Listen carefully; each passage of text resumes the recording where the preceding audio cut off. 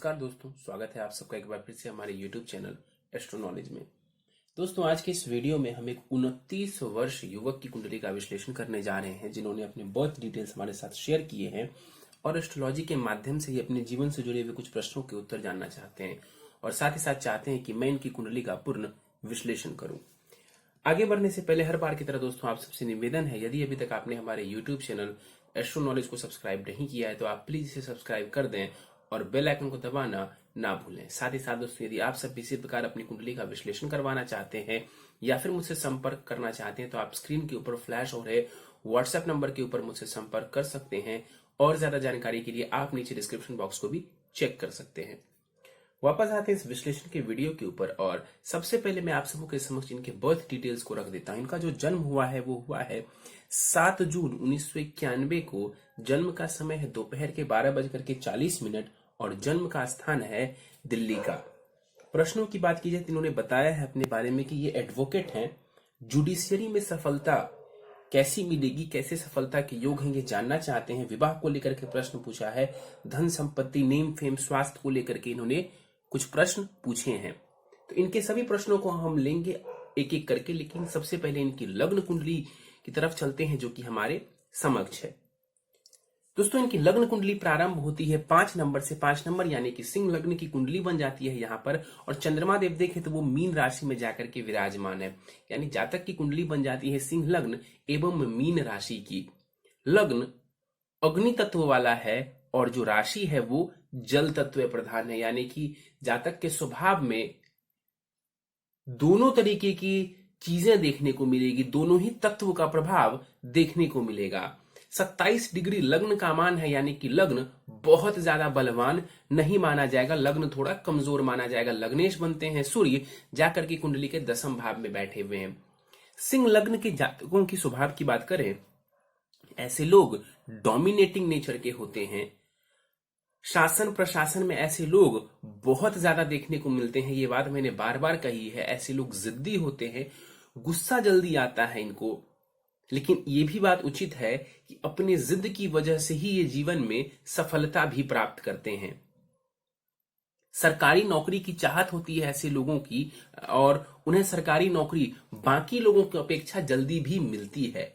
एक वृश्चिक लग्न वालों को और एक सिंह लग्न वालों को, ये 2 लग्न के जातक ऐसे होते हैं जिनको बाकी लोगों की अपेक्षा सरकारी नौकरी की इच्छा ज्यादा होती है और दूसरा, इन्हें सरकारी नौकरी में सफलता भी देखने को मिलती है। इसके पीछे का कारण समझेंगे तो इसके पीछे का कारण है सूर्य। एक एक करके ग्रहों को देखते हैं। पंचम भाव में राहु विराजमान है यहाँ पर 27 डिग्री के साथ। मृत अवस्था में राहु देव बैठे हुए हैं। पंचम भाव शिक्षा, संतान और प्रेम संबंध का होता है। यहाँ पर राहु नीच की राशि में बैठा हुआ है, मतलब इस राशि में राहु को हम बहुत अच्छा नहीं मानते हैं, धनु राशि में। और सबसे इंपॉर्टेंट ये है कि राहु धनु में बैठा है तो गुरु की प्लेसमेंट क्या है। गुरु 12वें भाव में है, उच्च की राशि में बैठे हुए हैं। उच्च के तो हैं लेकिन गुरु 12वें भाव में बैठा हुआ है, जो कि खर्च का होता है, नुकसान का होता है, विदेश का होता है। कोर्ट कचहरी के लिए देखते हैं, अस्पताल के लिए भी हम देखते हैं। तो यहां पर राहु इन्हीं सब क्षेत्र की तरफ आपको एजुकेशन दिलवाने में मदद करेगा और आपने इस तरफ एजुकेशन हासिल किया भी है। इसके अलावा यहां पर बैठा हुआ राहु कई बार ब्रेक लगा सकता है, एजुकेशन में ब्रेक लगवा सकता है और साथ ही साथ जो है आपके लव अफेयर के मामलों में भी आपको थोड़ी परेशानी दे सकता है। संतान के साथ थोड़ी मतभेद की स्थिति देखने को मिल सकती है। इसका ये कतई मतलब नहीं है कि आपकी संतान अच्छी नहीं होगी। कहने का मतलब यह है कि संतान का मत हो सकता है कि कुछ और हो, वो आपके मत से ज्यादा सहमत ना हो। यहां पर राहु देव बैठे हुए हैं, दृष्टि डालेंगे कुंडली के 9वें भाव के ऊपर। राहु या केतु की दशा चलती है तो भाग्य भी आपका बहुत ज्यादा साथ नहीं देगा। भाग्य में भी उतार चढ़ाव देखने को मिलेंगे आपको। लाभ स्थान के ऊपर राहु की दृष्टि, लाभ में थोड़ी परेशानी और लग्न के ऊपर जो इनकी दृष्टि पड़ेगी तो कंफ्यूजन की स्थिति और टेंशन वाली स्थिति ये देने वाले होंगे। क्यों? क्योंकि देखें तो यहां पर राहु की स्थिति कोई बहुत बढ़िया नहीं है और सिंह लग्न में राहु कारक भी नहीं माने जाते हैं। आगे बढ़ जाए, शनि को देख लें तो कुंडली के 6ठे भाव में शनिदेव बैठे हुए हैं। 12 डिग्री के साथ शनि यहाँ पर युवावस्था का बैठा हुआ है। इस कुंडली में शनि को समझें तो ये मारक ग्रह बनेंगे, क्योंकि वो षष्ठेश भी हैं और सप्तमेश भी हैं। यहां पर शनि विपरीत राजयोग की स्थिति बनाकर के बैठे हुए हैं वक्र अवस्था में। वक्री है यहां पर शनि, कंपटीशन वगैरह में सफलता चाहिए, जरूर शनि यहां पर सफलता देंगे, कारण है विपरीत राजयोग। लेकिन सफलता कैसे देंगे? तो अथक परिश्रम के माध्यम से और डिले के साथ। कोई भी अच्छी नौकरी चाहिए आपको, या जॉब में अच्छा जॉब चाहिए, कोई बड़ा कंपटीशन क्लियर करना चाहते हैं, आप कर सकते हैं, इसमें कहीं कोई दो राय नहीं है, लेकिन उसमें थोड़ा समय लगेगा आपको। यहां पर बैठ करके शनिदेव आपको शत्रुओं के ऊपर विजयी बनाने वाले होंगे। शनि की तीसरी दृष्टि पड़ेगी कुंडली के अष्टम भाव के ऊपर, चंद्रमा के ऊपर शनि की दृष्टि पड़ेगी। ध्यान से देखें तो 12 डिग्री के शनि है, 12 डिग्री के चंद्रमा है, तो एक प्रकार से पूर्ण दृष्टि पड़ेगी यहां पर चंद्रमा के ऊपर। और शनि जब भी चंद्रमा को देखता है तो चंद्रमा पीड़ित होता है। मैंने ये बात बार बार कही है कि शनि जब भी चंद्रमा को देखेगा या साथ बैठेगा तो ज्यादातर जो परेशानी है वो चंद्रमा को होगी। तो यहां पर चंद्रमा को परेशानी, इसका साफ साफ मतलब है कि आपका मन अशांत रहना, डिप्रेशन में जाना, मन में नकारात्मक विचार आना। शनि की दृष्टि पड़ेगी कुंडली के 12वें भाव के ऊपर, यहां पर शनिदेव दृष्टि डालेंगे, धन का व्यय वगैरह करवाने वाले होंगे। और शनि की जो 10वीं दृष्टि पड़ेगी वो तीसरे भाव के ऊपर पड़ेगी, यहां पर अपनी उच्च की राशि को देखेंगे तो आपको कहीं ना कहीं संघर्ष करने की एक शक्ति भी यहां पर शनिदेव देने वाले होंगे। मैं ये नहीं बोलूंगा कि आपके पराक्रम में जबरदस्त वृद्धि कर देंगे, क्योंकि इस कुंडली में वो कारक नहीं होते हैं, लेकिन इतना है कि ये शनि आपको संघर्ष करने की शक्ति जरूर दे देंगे। आगे बढ़ जाए, चंद्रमा को देख ले तो 12 डिग्री के साथ चंद्रमा कुंडली के अष्टम भाव में बैठा हुआ है, द्वादशेष है चंद्रमा, और जाकर के कुंडली के अष्टम भाव में ये बैठे हुए हैं। देखा जाए तो ये भी विपरीत राजयोग की स्थिति बना रहे हैं। और यहां पर जो चंद्रमा देव बैठे हुए हैं, अध्यात्म की तरफ भी इंटरेस्ट दिलवा सकता है आपको। यहां पर बैठा हुआ चंद्रमा रिसर्च की तरफ आपको इंटरेस्ट दिलवा सकता है, या फिर आप जिस भी क्षेत्र में काम कर रहे हैं उसमें गहन तरीके से आप किसी चीज के ऊपर काम कर सकते हैं। क्यों? कारण समझें तो अष्टम भाव जो होता है वो गहराई का होता है, अष्टम भाव डीप नॉलेज का होता है, और वहां पर मन का कारक चंद्रमा आकर के बैठा हुआ है। तो कुछ ऐसा करना चाहते हैं जो पहले किसी ने नहीं किया, तो आप वो कर सकते हैं, चंद्रमा देव आपको उसमें मदद करने वाले होंगे। इस चंद्रमा के ऊपर एक अच्छी बात यह है कि गुरु की 9वीं दृष्टि भी पड़ रही है, गुरु की 9वीं दृष्टि भी इस चंद्रमा के ऊपर पड़ रही है। तो ये एक सेविंग फैक्टर है। क्यों? क्योंकि यहां पर चंद्रमा को देखें तो ये केमद्रम दोष में भी है, चंद्रमा अकेला बैठा है, पीछे कोई नहीं, आगे कोई नहीं। केमद्रम दोष जिनकी भी कुंडली में होता है उसका बस साफ साफ मतलब होता है जातक के पास सब कुछ भी आ जाए तब भी इस जातक का मन अशांत रहेगा। केमद्रम दोष का यही मतलब है कि जातक का जो मन है वो अशांत रहेगा। तो यहां पर केमद्रम दोष बन जरूर रहा है, शनि की दृष्टि उसे और खराब कर रही है, लेकिन गुरु की जो दृष्टि है वो एक सेविंग फैक्टर है। यहां पर बैठ करके चंद्रमा देव वित्त भाव को देखेंगे, धन देने वाले होंगे, लेकिन धन टिकेगा इसकी चांसेस कम है, मतलब कि धन का व्यय भी देखने को आपको मिल सकता है। तो सेविंग्स का ध्यान रखेंगे तो आपके लिए बढ़िया होगा। क्यों मैंने कहा? क्योंकि यहां पर जो चंद्रमा है, चंद्रमा का स्वभाव चंचल होता है, और दूसरी बात यह भी है कि चंद्रमा खर्च भाव के स्वामी ग्रह हैं, तो धन देंगे भी तो दूसरे माध्यम से इसको खर्च भी करवा देंगे। आगे बढ़ जाए, 10वें भाव को देख लें तो सूर्य यहां पर 22 डिग्री के साथ बैठे हुए हैं, कुमार अवस्था का ये सूर्य है, 10वें भाव में दिग्बली होकर के ये बैठे हुए हैं, शुक्र की राशि में है, शत्रु की राशि में है, लेकिन तात्कालिक मैत्री में भी हैं। इस वजह से सूर्य यहां पर बली हो गए, लग्नेश हैं तो कारक हुए, 10वें भाव में बैठे तो दिग्बली हो गए। अब शत्रु की राशि में जरूर है, लेकिन यहां पर जो है तात्कालिक मैत्री में आ जाने की वजह से सूर्य यहां पर बहुत ही बढ़िया माने जाएंगे।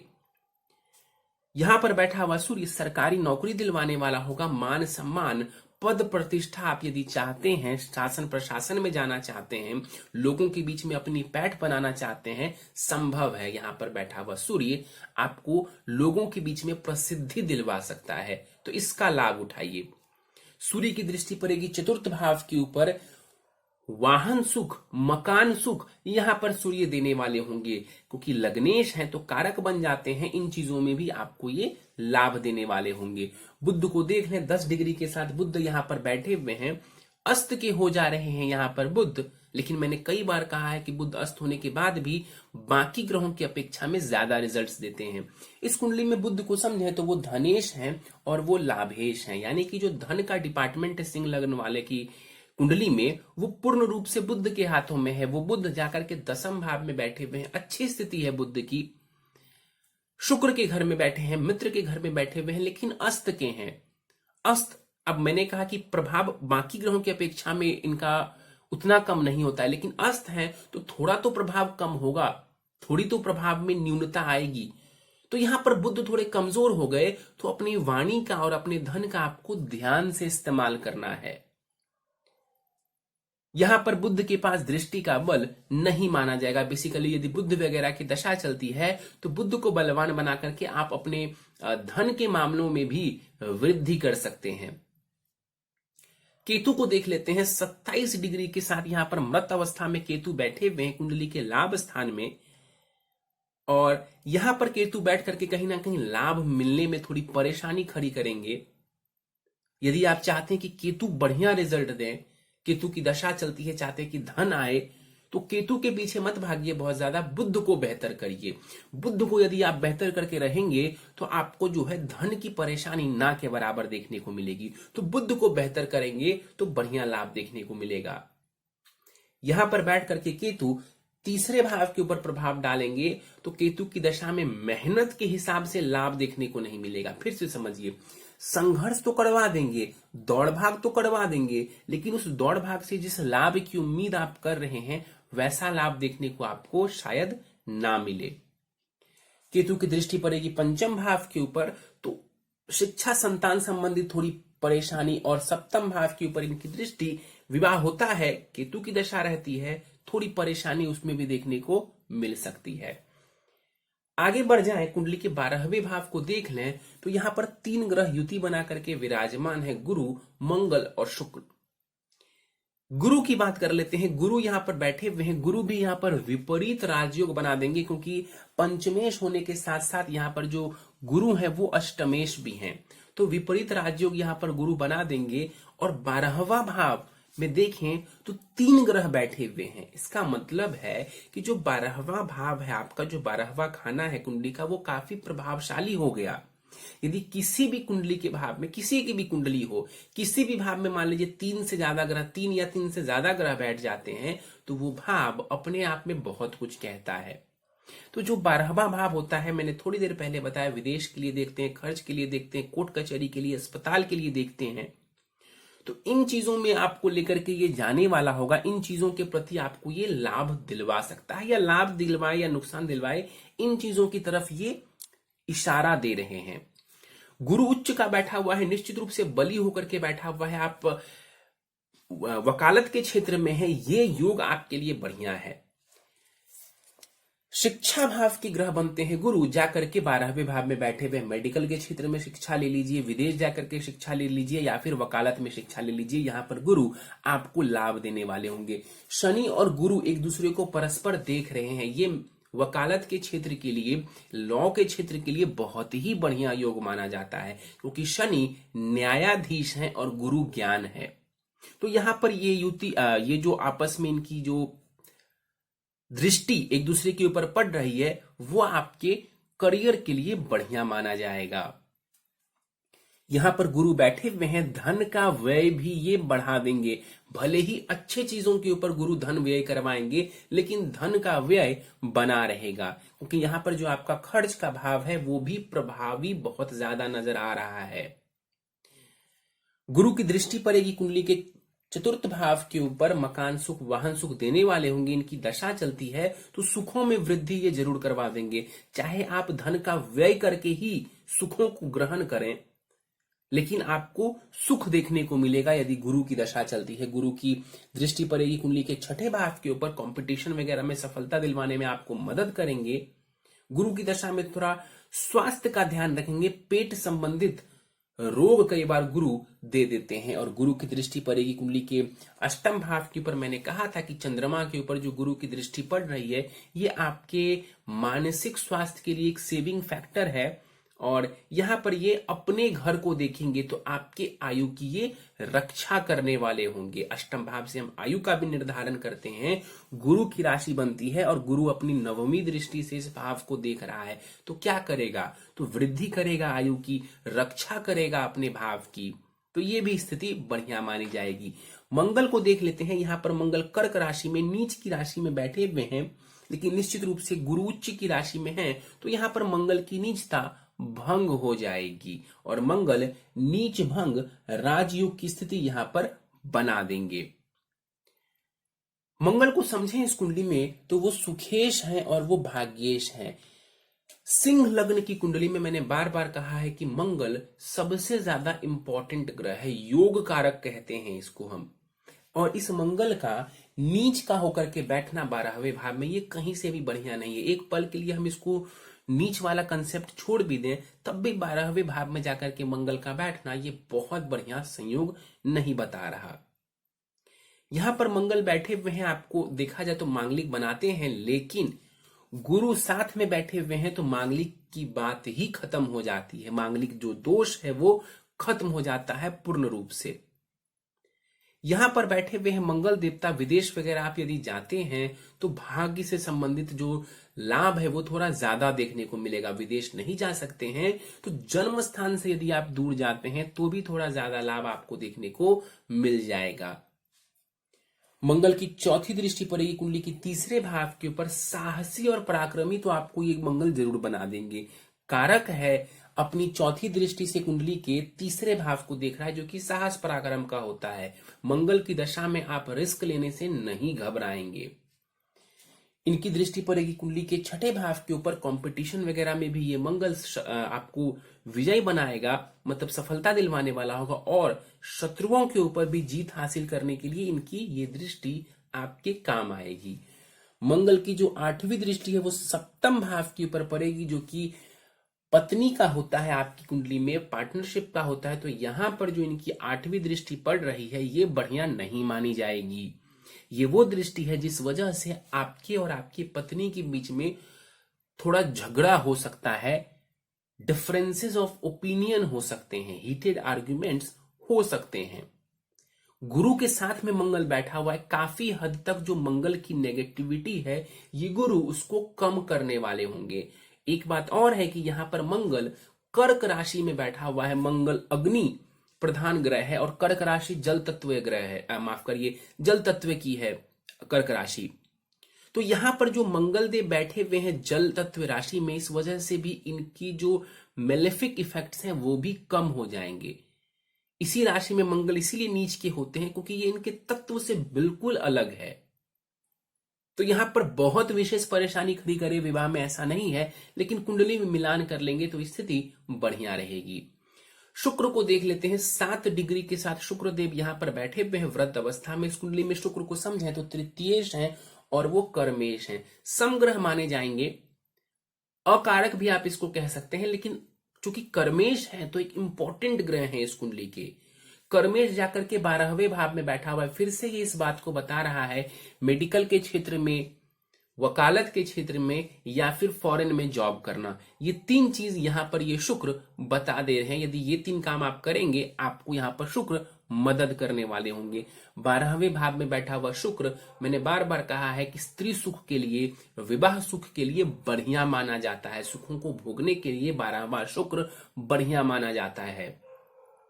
और ये शुक्र गुरु के प्रभाव में है तो ये अच्छे हो गए, और भी बढ़िया हो गए। कई बार मान लीजिए कि शुक्र 12वें भाव में हो, राहु का प्रभाव हो शुक्र के ऊपर, मंगल का प्रभाव हो बहुत ज्यादा शुक्र के ऊपर, तो क्या होता है कि जातक कई बार बिगड़ जाते हैं, जातक की आदतें खराब हो जाती हैं। लेकिन यहां पर मंगल साथ में जरूर है शुक्र के, लेकिन गुरु भी साथ में बैठा हुआ है, तो गुरु का ज्ञान इस शुक्र के ऊपर बहुत जरूरी है। यहां पर शुक्र बैठे हुए हैं और गुरु के साथ बैठे हुए हैं। डायबिटीज होने का योग यहां पर नजर आ रहा है, तो अपने स्वास्थ्य का आप ध्यान रखेंगे। अपने खान पान का विशेष आपको ध्यान रखने की आवश्यकता है। सीधे आपके दशाओं के ऊपर चलते हैं। आपकी जो दशा चल रही है वो चल रही है केतु की दशा चल रही है, जो कि 30 अक्टूबर 2021 तक रहने वाली है। केतु की दशा बहुत बढ़िया नहीं है आपके लिए। मैंने आपको कहा है कि केतु जो है आपकी कुंडली के लाभ स्थान में बैठे हुए हैं। जिस प्रकार से आप मेहनत करेंगे, जो एफर्ट्स डालेंगे, वैसा रिजल्ट आपको देखने को नहीं मिलेगा केतु के समय में। तो वही चीजें आपके साथ हो रही होंगी पिछले करीब 6-6.5 वर्षों से, और अभी भी करीब 11 महीने का समय बचा हुआ है। इसके बाद शुक्र की दशा आएगी। निश्चित रूप से शुक्र की दशा आपके करियर के लिए आपको बहुत ज्यादा सपोर्टिव रहने वाला है। धन का व्यय जरूर होगा शुक्र की दशा में भी, लेकिन करियर में भी आपको लाभ देखने को जरूर मिलेगा। प्रश्नों की बात कर लेते हैं। इन्होंने बताया है कि एडवोकेट हैं। स्टार्टिंग में ही मैंने आपको बताया कि ये एडवोकेट हैं। जुडिशियरी में सफलता के योग जानना चाहते हैं। बिल्कुल संभव है जुडिशियरी में सफलता मिलना। जिस क्षेत्र में आप गए हैं ये क्षेत्र आपके लिए बहुत उचित है।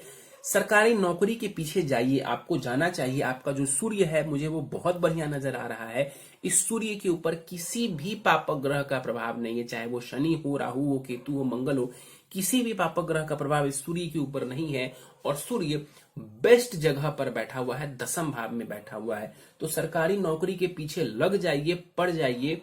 और केतु की दशा में निश्चित रूप से जितने एफर्ट्स आप डालेंगे वैसा रिजल्ट आपको नहीं मिलेगा, लेकिन जो आने वाली दशा है शुक्र की, वो करियर के मामले में तो आपको बहुत लाभ देने वाला है। तो सफलता के योग बिल्कुल है। इसी फील्ड में कोशिश करें फिलहाल के लिए कि आप गवर्नमेंट के लिए काम करें या सरकारी नौकरी का प्रयास करें। लव मैरिज या अरेंज मैरिज के योग जानना चाहते हैं। बिल्कुल इस कुंडली में लव मैरिज का योग है। और कैसा रहेगा विवाह, इसके बारे में जानना चाहते हैं। ये देखिए, विवाह की बात करें तो नवमांश को देखना बहुत जरूरी होता है। तो मैं यहीं पर आपके प्रश्न का आंसर देने के लिए आपको नवमांश कुंडली समझा देता हूं। आपकी जो नवमांश कुंडली है वो प्रारंभ होती है 9 नंबर से, यानी धनु लग्न की बन जाती है। और लग्न में ही राहु देव विराजमान है। लग्न में राहु है तो इसका मतलब है कि सप्तम में केतु होंगे, और केतु वहां पर भी इसी राशि में बैठे हुए हैं, नीच की राशि में बैठे हुए हैं।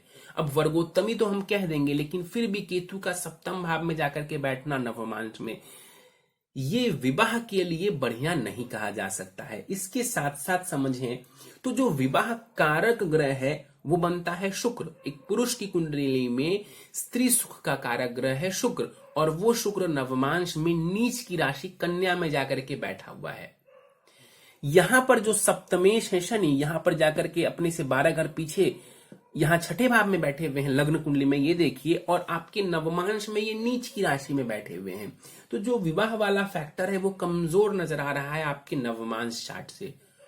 यहां पर फिर भी मैं बोलूंगा कि 6ठे भाव में है लेकिन स्वग्रही है, लेकिन वहां पर ऐसी कोई स्थिति नहीं है। नवमांश जो है आपका वो विवाह के लिए, मैरिज के लिए बहुत बढ़िया नजर नहीं आ रहा।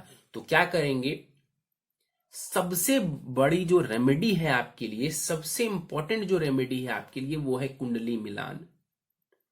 सबसे इंपॉर्टेंट रेमेडी है आपके लिए कुंडली मिलान करना। यदि कुंडली मिल जाएगी तो कम से कम आपकी जो परेशानी है वो कम से कम होगी आपकी परेशानी। और बिना कुंडली मिलान हुए यदि आप करते हैं और चीजें नहीं मैच करती है तो परेशानी कई गुना बढ़ जाएंगी।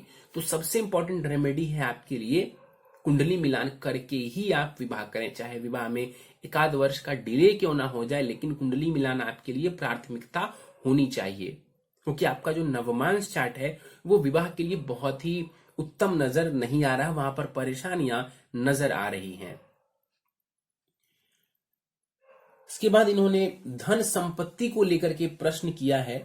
देखिए, धन संपत्ति के लिए मैंने कहा कि बुध को थोड़ा बेहतर कर लेंगे तो स्थिति बढ़िया रहेगी।